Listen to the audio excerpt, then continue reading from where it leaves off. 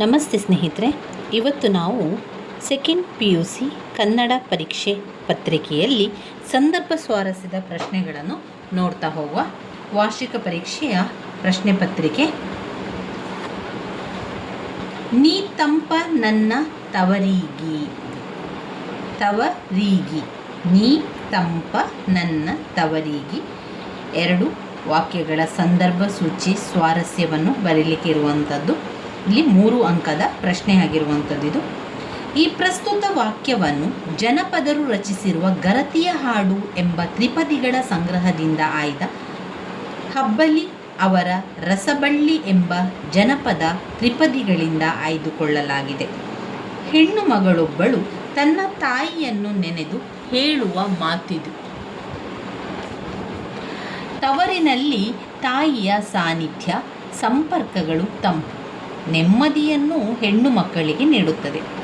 ಬೇವಿನ ಮರ ಬೇಸಿಗೆಯಲ್ಲಿ ತಂಪು ನೀಡಿದರೆ ಭೀಮರತಿ ಎಂಬ ಹೊಳೆಯ ನೀರು ತಂಪು ನೀಡುವಂತೆ ಹೆಣ್ಣೊಬ್ಬಳಿಗೆ ತಾಯಿ ಇದ್ದರೆ ತವರು ತಂಪಾಗಿರುತ್ತದೆ ಎಂದು ಹೇಳುವ ಈ ಮೇಲಿನ ಸಂದರ್ಭವಾಗಿರುವಂಥದ್ದು. ಎರಡನೆಯ ಸಂದರ್ಭ ಸ್ವಾರಸ್ಯದ ಪ್ರಶ್ನೆ. ನೂರಾರು ಜಾಹೀರಾತುಗಳು ತಲೆಗೆ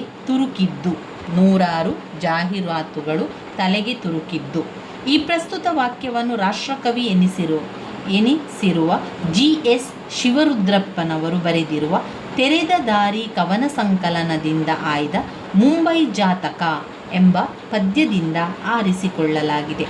ಮುಂಬೈ ನಗರದಲ್ಲಿ ಮಗು ಏನೇನನ್ನು ಕಲಿಯುತ್ತದೆ ಎಂದು ಹೇಳುವ ಸಂದರ್ಭದಲ್ಲಿ ಈ ಮಾತು ಬಂದಿದೆ.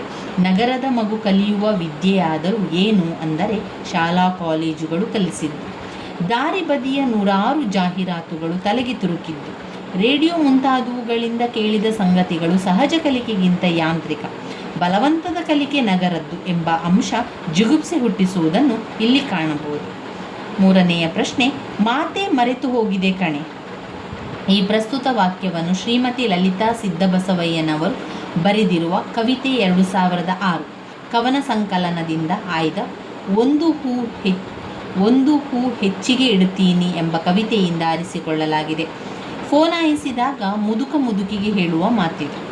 ಈ ಅಸ್ಸಾಮಿನಲ್ಲಿರುವ ಮುದುಕ ಮಗ ಸೊಸೆ ಬೆಳಗ್ಗೆ 9ಕ್ಕೆ ಮನೆ ಬಿಟ್ಟು ಕೆಲಸಕ್ಕೆ ಹೋದರೆ ಹಿಂದಿರುಗುವುದು ಕತ್ತಲಾದ ಮೇಲೆ. ಅಲ್ಲಿಯವರೆಗೆ ಆತನೊಬ್ಬನೇ. ಮಾತನಾಡಲು ಹಾತೆರೆಯುವ ಆತ ಹೆಂಡತಿಗೆ ಫೋನ್ ಮಾಡಿ ಮಾತೇ ಮರೆತು ಹೋಗಿದೆ ಕಣೆ, ಮಾತಾಡು ಎಂದು ಗೋಗರಿಯುತ್ತಾನೆ. ವೃದ್ಧ ಪತಿ ಪತ್ನಿಯು ಒಬ್ಬರನ್ನೊಬ್ಬರು ಅಗಲಿ ಏಕಾಂಗಿತನ ಅನುಭವಿಸುವ ನೋವು, ಭಾಷೆ ತಿಳಿಯದ ಊರಿನಲ್ಲಿ ಮುದುಕನ ದಾರುಣ ಸ್ಥಿತಿ ಓದುಗರ ಮನ ಕಲಕುತ್ತದೆ.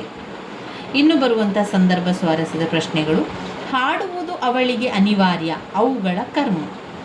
ಈ ಪ್ರಸ್ತುತ ವಾಕ್ಯವನ್ನು ಕೃಪಾಕರ ಸೇನಾನಿ ಕೆ ಪುಟ್ಟಸ್ವಾಮಿ ಬರೆದಿರುವ ಜೀವಜಾಲ ಕೃತಿಯಿಂದ ಆರಿಸಿರುವ ವಾಲ್ಪರೈ ಅಭಿವೃದ್ಧಿ ತಂಡ ದುರಂತ ಎಂಬ ಗದ್ಯ ಲೇಖನದಿಂದ ಆರಿಸಿಕೊಳ್ಳಲಾಗಿದೆ.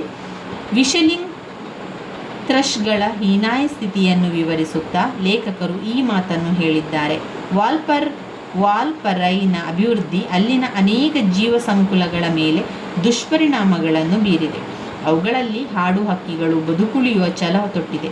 ಹಸಿರು ಪಾಚಿಗಳನ್ನು ಹೊದ್ದು ಸ್ವಚ್ಛ ನೀರಿನಲ್ಲಿ ಬದುಕು ಸಾಗಿಸುತ್ತಿದ್ದ ಅವು ಅಭಿವೃದ್ಧಿಯ ದೆಸೆಯಿಂದ ಕೊಳಚೆ ನೀರಿನ ಚರಂಡಿಗಳಲ್ಲಿ ನೆಲೆ ಕಂಡುಕೊಂಡು ನೋವಿನ ನಡುವೆಯೂ ರಾಗವಾಗಿ ಹಾಡುವುದನ್ನು ಬಿಟ್ಟಿಲ್ಲ ಎಂಬುದನ್ನು ವಿವರಿಸುತ್ತಾ ಲೇಖಕರು ಹಾಡುವುದು ಅವುಗಳಿಗೆ ಅನಿವಾರ್ಯ, ಅವುಗಳ ಕರ್ಮ ಎಂದು ಕರುಣೆಯ ನುಡಿಗಳನ್ನಾಡಿದ್ದಾರೆ. ಮುಂಬಯಿಯ ಪ್ರಸಿದ್ಧ ನ್ಯಾಯವಾದಿಯಾದರು.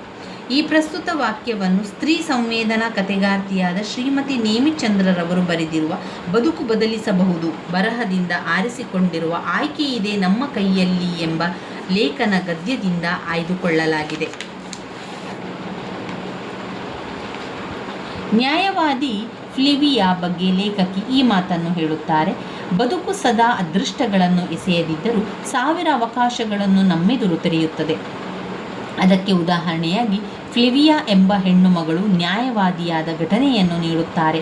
ನಿತ್ಯ ಗಂಡನ ಹಿಂಸೆಯಿಂದ ಕ್ರೌರ್ಯಕ್ಕೆ ಬಲಿಯಾಗಿದ್ದ ಫ್ಲೇವಿಯಾ ತಾನು ಓದಿಲ್ಲ, ಬೆಂಬಲಕ್ಕೆ ಯಾರಿಲ್ಲ, 3 ಮಕ್ಕಳು, ಬಡಿಸಿಕೊಳ್ಳದೆ ಬೇರೆ ಮಾರ್ಗವಿಲ್ಲ ಎಂದು ಕೈಕಟ್ಟಿ ಕೂರದೆ ಕೇವಲ 10ನೇ ತರಗತಿ ಓದಿದ್ದರೂ 40ರ ವಯಸ್ಸಿನಲ್ಲಿ ವಿದ್ಯಾಭ್ಯಾಸ ಮುಂದುವರಿಸಿ ಮುಂಬಯಿಯ ಪ್ರಸಿದ್ಧ ನ್ಯಾಯವಾದಿಯಾದರು ಎಂಬ ಆದರ್ಶದ ಸತ್ಯಕತೆಯನ್ನು ವಿವರಿಸುತ್ತಾರೆ.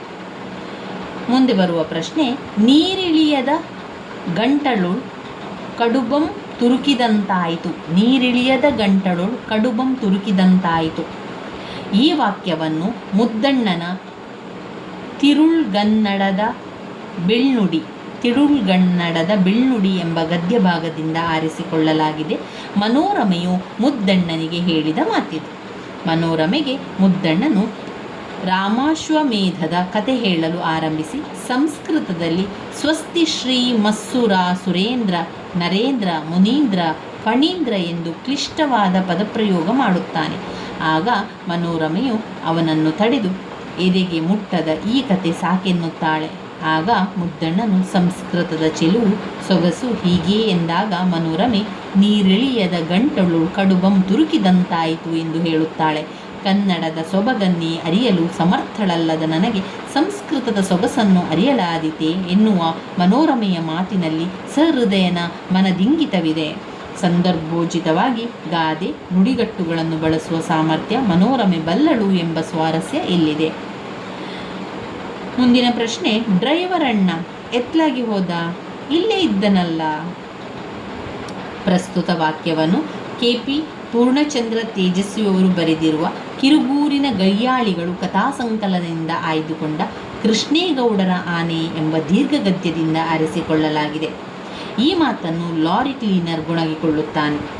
ಶಿವೇಗೌಡರ ಸಾ ಮಿಲ್ಲಿನಲ್ಲಿ ಪಾನಮತ್ತ ವೇಲಾಯುಧನ ಅಚಾತುರ್ಯದಿಂದ ಆನೆಯು ಹಗ್ಗ ಬಿಚ್ಚದೇ ಇರುವ ನಾಟ ತುಂಬಿದ ಲಾರಿಯನ್ನು ತಳ್ಳಿ ಬೀಳಿಸುತ್ತದೆ. ಲಾರಿ ಉರುಳಿ ಬಿದ್ದಾಗ ಕ್ಯಾಬಿನ್ನಲ್ಲಿದ್ದ ಜಾಕ್ ಡ್ರೈವರ್ನ ತಲೆಬುರುಡೆ ಮೇಲೆ ಬಿದ್ದು ಆತ ಪರಂಧಾಮ ಸೇರಿರುತ್ತಾನೆ. ಲಾರಿ ದಡಾರನೆ ಬಿದ್ದ ಸದ್ದು ಕೇಳಿ ಶಿವೇಗೌಡರು ಮತ್ತು ಲಾರಿ ಕ್ಲೀನರ್ ಓಡಿ ಬಂದು ಕಂಗಾಲಾಗಿ ನಿಲ್ಲುತ್ತಾರೆ. ಆದರೆ ಕ್ಲೀನರ್ ಹಗ್ಗ ಬಿಚ್ಚುವ ಬದಲು ಯಾರನ್ನೂ ಹುಡುಕುತ್ತಿರುವುದು ಕಂಡು ಏನೆಂದು ಕೇಳಿದಾಗ ಆತ ಡ್ರೈವರ್ ಅಣ್ಣ ಎತ್ಲಾಗಿ ಹೋದ, ಇಲ್ಲೇ ಇದ್ದನಲ್ಲ ಎಂದು ತಣ್ಣನೆ ಗೊಣಗುತ್ತಾನೆ. ಈ ಕಂಬದೊಳಗೆ ಏನೋ ಸೇರ್ಕೊಂಡಿದೆ. ಪ್ರಸ್ತುತ ವಾಕ್ಯವನ್ನು KP ಪೂರ್ಣಚಂದ್ರ ತೇಜಸ್ವಿಯವರು ಬರೆದಿರುವ ಕಿರುಗೂರಿನ ಗಯ್ಯಾಳಿಗಳು ಕಥಾಸಂಕಲನದಿಂದ ಆಯ್ದುಕೊಂಡಂತಹ ಕೃಷ್ಣೇಗೌಡರ ಆನೆ ಎಂಬ ದೀರ್ಘಗದ್ಯದಿಂದ ಆರಿಸಿಕೊಳ್ಳಲಾಗಿದೆ. ಲೈನ್ಮ್ಯಾನ್ ಶಂಕರಪ್ಪ ಇಂಜಿನಿಯರ್ ರಮೇಶ್ ಬಾಬುಗೆ ಈ ಮಾತನ್ನು ಹೇಳುತ್ತಾರೆ.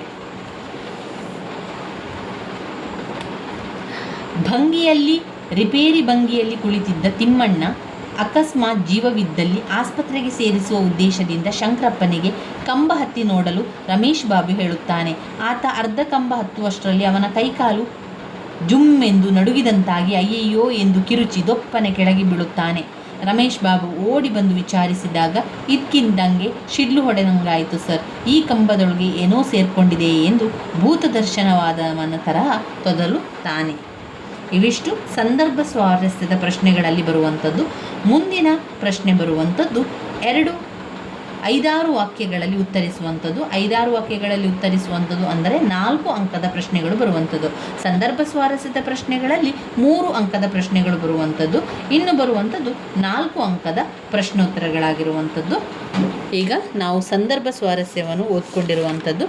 ನನ್ನ ವೀಡಿಯೋಸ್ ಎಲ್ಲ ನಿಮಗೆ ಇಷ್ಟ ಆಗ್ತಾ ಇದ್ದರೆ ಲೈಕ್ ಕೊಡಿ, ಶೇರ್ ಮಾಡಿ, ಸಬ್ಸ್ಕ್ರೈಬ್ ಮಾಡಲಿಕ್ಕೆ ಮರಿಬೇಡಿ ಸ್ನೇಹಿತರೆ.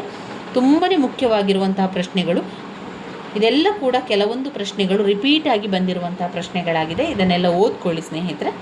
ಧನ್ಯವಾದಗಳು.